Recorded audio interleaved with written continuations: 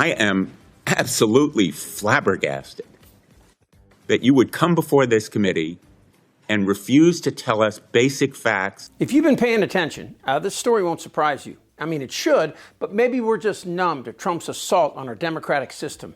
This guy is Emil Bove, formerly Trump's lawyer, who mandated he's nominated for a federal judgeship, a job he can keep for the rest of his life, which is significant for an ironic reason. He, as Trump's lawyer, told Trump to tell judges whose decisions he disagreed with to go fuck off. Now, there were witnesses, whistleblowers, who came forward, and they were fired.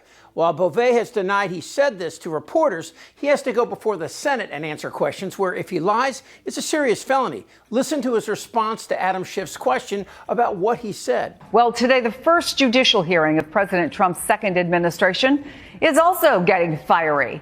This was the back and forth between Democratic Senator Adam Schiff and President Trump's former criminal defense attorney, who's now up for a federal judicial nomination. In the complaint, it says Bove stated that DOJ would need to consider telling the courts "F you" and ignoring any such court order. Did you say anything of that kind in the meeting?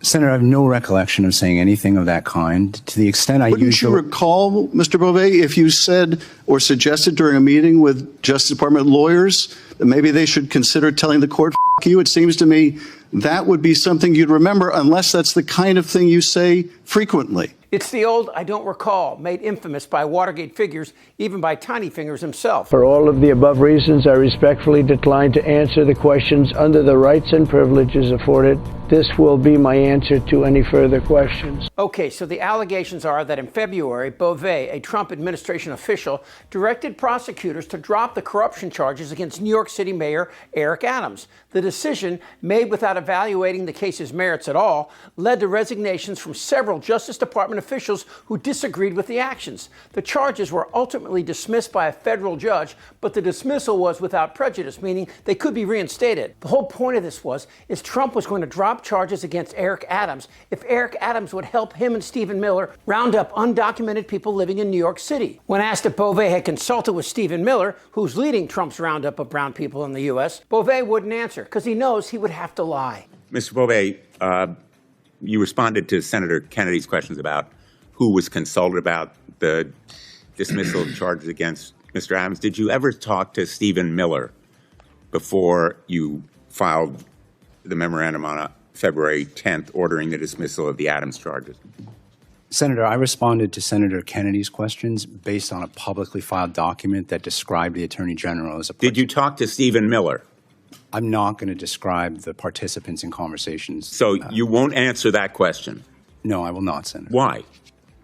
Because it is not appropriate for me to discuss... It is appropriate for you to tell us whom you consulted before taking action on behalf of the United States of America. You have no basis to avoid that question, Mr. Bove.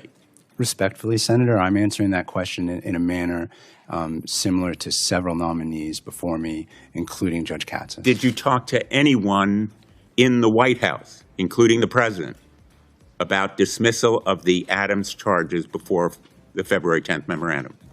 I respectfully refer you back to my answer, Senator. I am absolutely flabbergasted that you would come before this committee and refuse to tell us basic facts about a case that is at the core of the challenges to the appearance of impropriety that should disqualify you. But at the heart of this is Trump's desire to load the judiciary with Alitos and Thomases, remembering that Clarence Thomas's wife, Ginny, was there on January the 6th, encouraging Trump to stay in office against the will of 80 million voters. Trump wants to have complete control, to stay in office until he dies. President for life, that sounds good. I'll drive him crazy. Look at all the fake news back there. Bombshell whistleblower complaint rocking the Trump DOJ and administration. It alleges a top Trump official said the DOJ could plot to tell the courts F you and ignore judicial orders that the president didn't like, which is what happens in autocratic regimes. This is a new, damning account of an assault on the rule of law. It comes from a very solid source, a longtime DOJ attorney who was in the room, who worked directly for these Trump appointees, who witnessed them firsthand knowledge. Strong testimony. And this individual recounts how his refusal to lie led him to be later ousted. The source is a detailed, meticulous complaint. This is not one quote or one interview. It is now a formal process, not unlike other whistleblowers that we've covered throughout many decades in American life. And whistleblowers, even in this current Trump era, even if he didn't like it and wants it to be otherwise, are legally protected. Indeed, that's one of the reasons this is news tonight, which we'll get into, because the written complaint has been provided to Congress and the public. And it's leading to these kind of bombshell New York Times headlines. Justice Department leader suggested violating court orders, whistleblower says. The confession here is from the top of the Justice Department. The now fired DOJ lawyer, Erez Raveni, writing about this with the emails and documents, contemporaneous accounts, as the lawyers say, to back him up. So while some people might have thought this is where Trump wanted to go or assumed his senior aides were trying to do this at DOJ, I can tell you, as a lawyer, as a legal journalist, as someone following this all these times, all these months, this is the most damning inside account that they did deliberately want to violate court orders, according to the whistleblower. Comes down to a senior Justice Department official, Emil Bove, also a former Trump criminal defense lawyer, who told subordinates that he would, in this clash, potentially ignore these court orders to get whatever Trump wanted. But if Trump can't load the courts with MAGA, then it seems he will simply ignore them. As he has intimated many times, in the spirit of his favorite president, Andrew Jackson, the courts can say whatever they want. Let them try and enforce those words. And that's not simply a threat. That's a concept he's tested before, threatening to jail Biden, Fauci, Schiff, and even violence against Liz Cheney. She's a radical war hawk. Let's put her with a rifle standing there with 9 barrels shooting at her, okay? Let's see how she feels about it.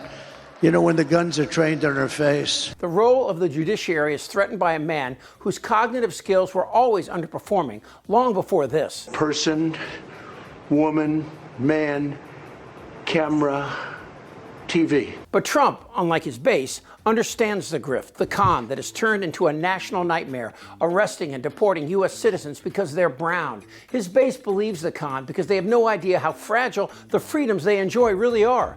Liberals will be first, but then anyone who disagrees with them will submit or find themselves in a Salvadoran prison. So these hearings in the Senate and the subsequent vote will ultimately reveal if the 53 elected Republicans are Americans who believe in democracy and the rule of law, or instead, they're just what they appear to be. He is choking like a dog because he's losing so badly.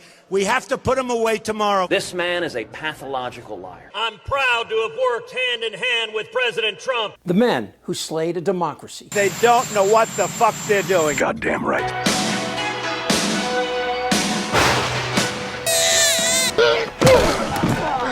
Do you have no shame? I don't want to talk about this stuff. Am I wrong? Yes. Tick-tock. You're in a lot of trouble, Donnie. I think he's crazy. I'm Chip Franklin.